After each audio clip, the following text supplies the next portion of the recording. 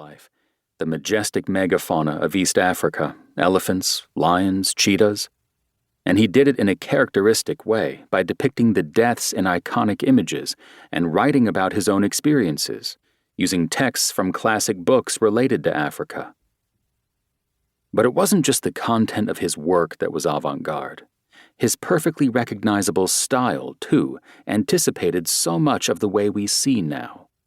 His collages of sex, gore, and the sublime, borrowing an image here, a found item there, and even his own blood, were remixing before that became the primary creative mode of the digital age. More than that, in a perfectly 20th-century way, before personal branding and the cult of identity washed over us, PB was his art. Those experiences he'd gone so far and suffered so dearly for, getting trampled by an elephant in the process, were the material. PB's whirring life and mind were the main event, his canvases just artifacts of his process, of his being. And who he was is incredibly significant. Via his friends, Keynes and Karen Blixen, whom he would eventually become a neighbor of in Kenya, he could touch that old Africa, the big-game trophy-hunting colonialist Africa. At home, he was descended from two industrial-age fortunes, tobacco and railroad, American icons and American sins both.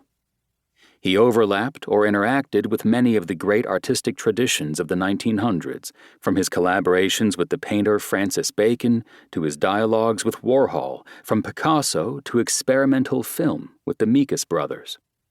He was high society within the last American generation to recognize the claim through family name. He was famous when fame was still something you went out and did in person, working a room, wowing a crowd, earning it over and over at every appearance, every night. And still he kept just going forward. By the time I met him, of course, that fame, as an artist, playboy, activist, and adventurer, had dimmed somewhat, even if his feverish energy certainly had not. Gone were the days of playing around with the Rolling Stones and Lee Radziwill out east, of blitzing Studio 54 with the factory crowd and photographing supermodels in the bush and in the buff. Gone the days of his collaborations with Bacon, of traipsing hither and thither across Africa from his 45-acre bolt hole in Nairobi.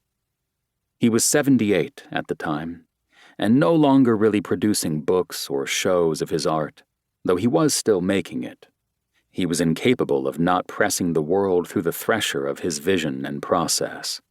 And during my stay, he was never not snapping pictures or scribbling or rubbing pastels over photographs. When there was news of him, page 6 type stuff of his running off on a debauch, bringing hookers home, or saying something crude, it was not altogether flattering. But if his reputation was a bit messy, in large part because he was a mess, and his faculties downgraded by a series of strokes, he was, for me, still the author of the greatest images of my childhood, images that made me crave life and adventure and the scars that came along with them. So when I went out to his famous home in Montauk for a series of interviews, I went looking for a legend, and maybe even a childish idea of returning my hero to his former glory. But I needn't have bothered. Peter Beard did not need my help, or that of any other mortal, to be something out of myth. He was, and would always be, half Tarzan, half Byron, as Bob Colacello once described him. This is it. This is existentialism, Beard said, while we were sitting outside on his Montauk property, the easternmost residence on Long Island, looking out on infinity, talking about art and life and death.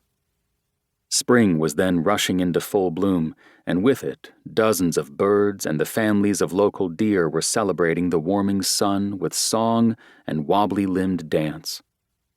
Over the course of his career, whether he was photographing the wildest creatures of East Africa or the finer-boned figures of the East End, in his writing, his diaries, or the monumental collages that bring them all together, Beard had made a living, and his legend, wrapping his work around such elemental earthen subjects.